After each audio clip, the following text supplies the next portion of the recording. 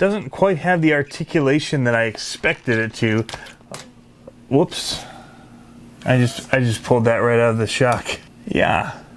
So there's that. These shock shafts are not threaded, and they just push into the end cap, the ball end, and so it was that easy to fix. I guess they don't figure it's going to get pulled on and tweaked on just like I did. So, hey, what's going on, guys? John here, CCxRC, and on the bench I've got something new, something that I've never actually driven before, and that's a full-on crawler. This is an 18th scale. It's built to be like one of the competition crawlers that used to be so popular. So there aren't as many people making these now, and I'm really excited. I've wanted one of these for a while.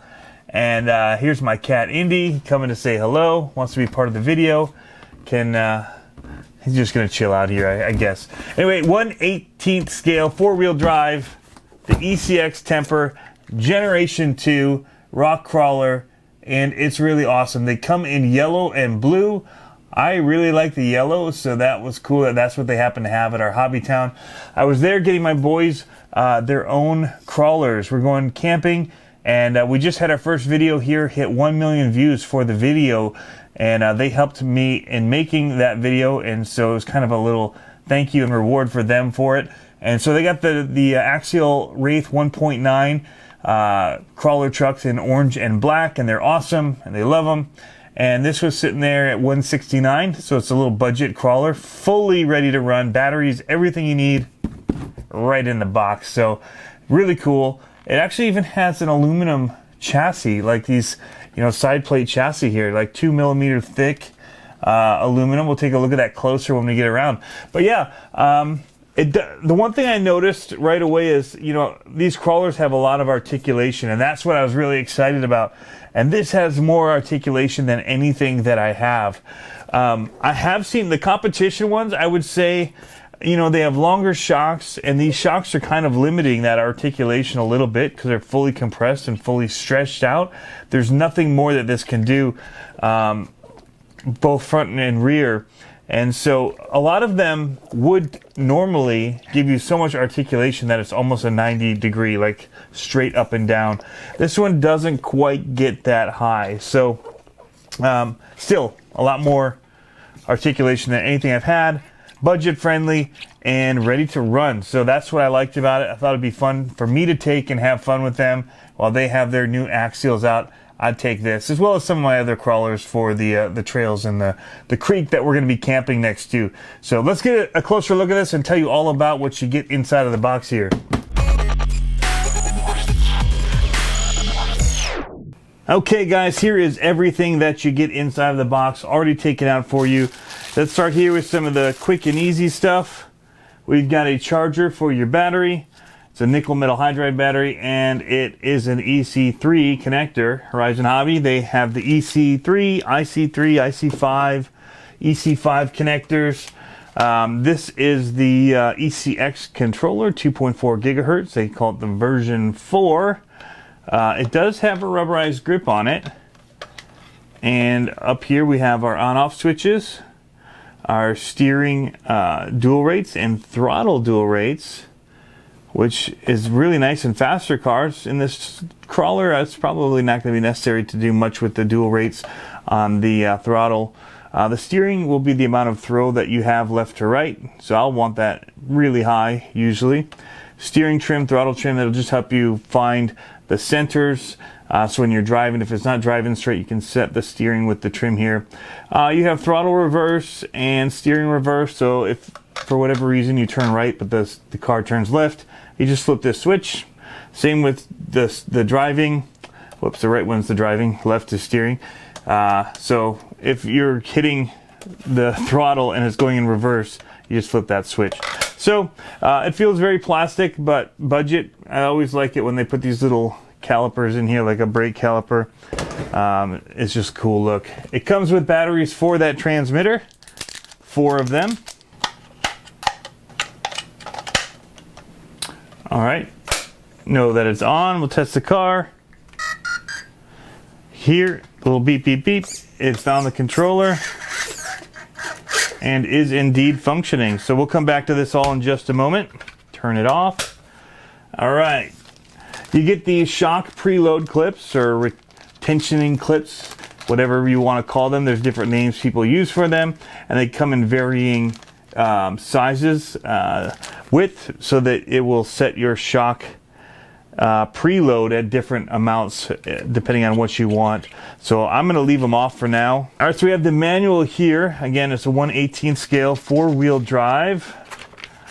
It tells you all about the vehicle, how to work the things I told you about with the controllers, charging your battery, tips like that for the ESC, where your battery is, and it's going to have at the very back, usually they'll have like a part diagram. Does this one have one? Yeah, like exploded views of it taken apart. And so these are beadlock rims,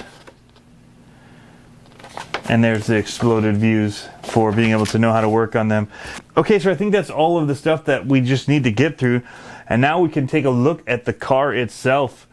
Starting with the tires, they're nice soft tires. There's foam inside there, and it does have beadlock tires, which is nice. I like that more than glued tires.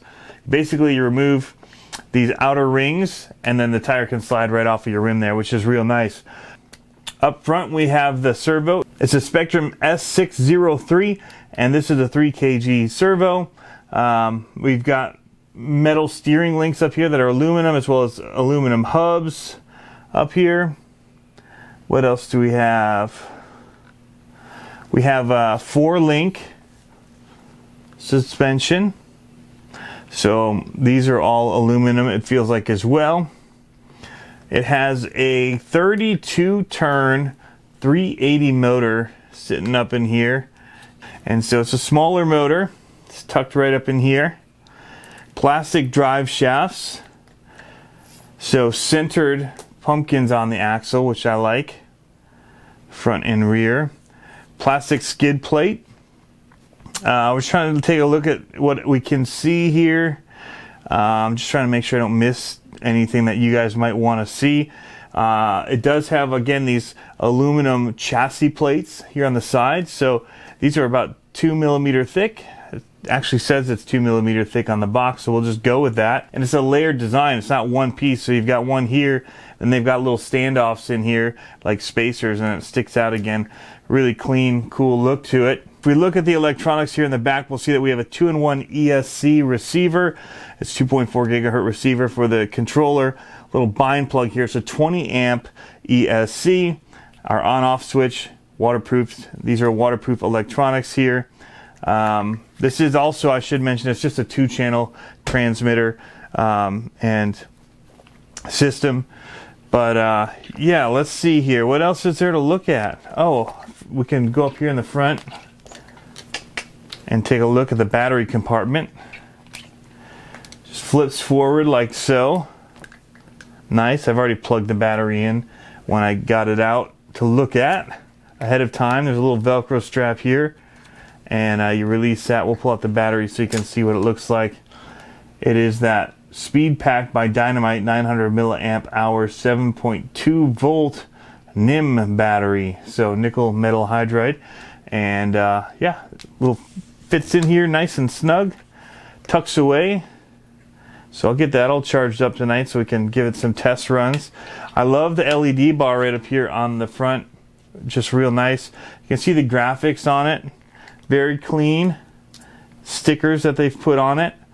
Overall, I like the design that they've come up with for these, and not having a whole lot of plastic body, but instead opting to go with the aluminum chassis. I think that's really cool of them. Little seat up in here. You could maybe take one of the heads from something else and kind of glue it down in there if you wanted a little driver head in there. The shocks do have aluminum caps on them, it feels like, and they just pop on. So pretty easy to get on and off there of the chassis. And I did notice I was testing the articulation on here, and I did actually pull out one of the shock shafts out of the end, and it's not threaded, it just literally pushes in there. And so that was interesting. Here we've got our wires, you know, zip tied down to our upper links. But yeah, overall, I mean, for a little 18 scale, I think it's pretty sweet. Go ahead and just turn it on here.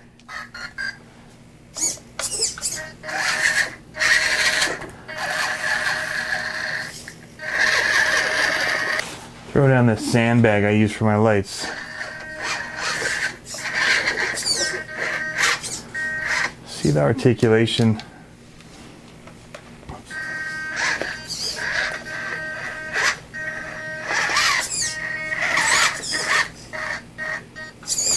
Yeah, it's pretty cool. Completely different handling vehicle than anything I've driven with that amount of articulation. Alright, here we go. See that articulation? The back tires are still on the ground.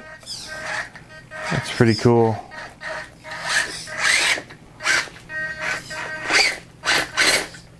Oh, I centered it. This is not real world testing, but look at that sit back down there. That's so cool.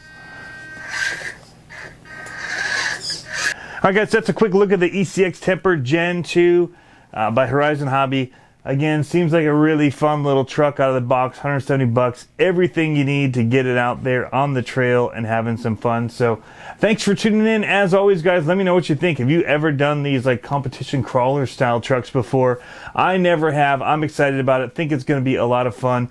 Completely different experience driving than I'm used to on the trail. And so we're going to be on rocks this weekend, and I think it's going to be a lot of fun.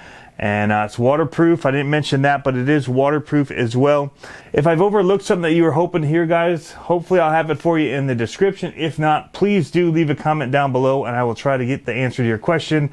But also, if you have any other comments, feel free to hit me up in the comments below, and we'll catch you guys next time. Have fun RCing.